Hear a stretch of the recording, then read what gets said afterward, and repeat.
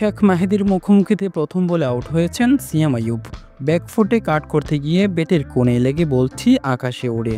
নিজের বলে নিজেই ক্যাচ নিয়েছেন শেখ মাহেদী। বাংলাদেশ প্রথম ওভারে 5 রান দিয়ে একটি উইকেট সংগ্রহ করে। দুর্দান্ত শুরু করেন শরীফুল ইসলামও। নিজের প্রথম ওভারের দ্বিতীয় বলেই এলবিডব্লিউতে সাজঘরে পাঠান ফখর জামানকে।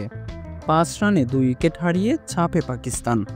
তবে সেই চাপ সামাল দেন ক্যাপ্টেন সালমান আগা ও আরিস।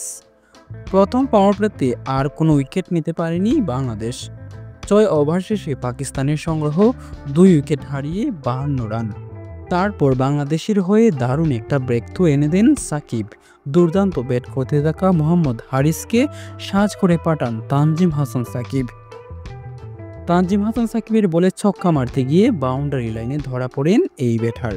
তবে পাকিস্তানকে চাপ মুক্ত করেছেন মূলত ক্যাপ্টেন আগা সালমান। মাত্র 29 বলে নিজের অর্ধশতক তুলে নেন এই ব্যাটার। এবার বাংলাদেশের হয়ে ব্রেক থ্রু এনে দেন হাসান মাহমুদ।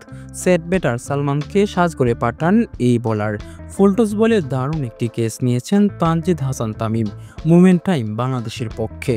পরে আরেক সেট ব্যাটসম্যান হাসান নওয়াজকে ফিরিয়ে আরও চাপ মুক্ত করেন রিশাদ। নিজের বলে নিজেই ক্যাচ নিয়ে নওয়াজকে ফেরান এই লেগি।